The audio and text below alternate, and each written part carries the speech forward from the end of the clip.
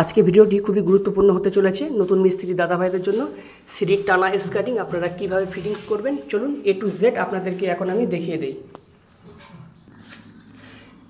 সর্বপ্রথমে পাথরের একটি স্টিক নেওয়া হয়, নিয়ে এক পাথর মাপ অনুযায়ী এইভাবে দেখুন স্কার্টিংয়ে এর যে ধাপ আছে ধাপে একটি করে দাগ মেরে নেওয়া হয়েছে এবং উপরে এবং নিচে একটি সুতো ধরে এই লাইনটা স্ট্রেট করে নেওয়ার পরে এগুলোকে আমরা কেটে দিয়েছি। দেখুন প্রত্যেকটি ধাপে কিন্তু কাটা হয়েছে।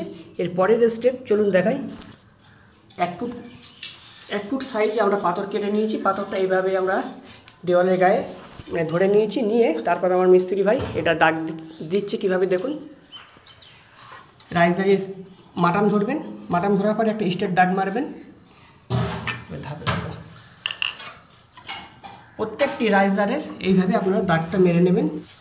তারপরে ধাপের উপর থেকে এই স্ট্রেট একটা দাগ আমাদের মেরে নিতে হবে, তাহলে দেখবেন এইভাবে একটি ব আকৃতি পাথর কিন্তু আমাদের বাদ চলে যাচ্ছে। তো এটাই কাটিং করব, কাটিং করে এটাই আমরা ফিটিংস করব। মার্বেল সিঁড়িতে স্কার্টিং লাগানোর অনেকগুলি সিস্টেম আছে, একরকম দেখালাম, বাকিগুলো পরপর ভিডিও আসতে থাকবে, আপনারা দেখবেন। ফেসবুক থেকে দেখলে ফলো করুন এবং ইউটিউব থেকে দেখলে চ্যানেলটি সাবস্ক্রাইব করে রাখুন।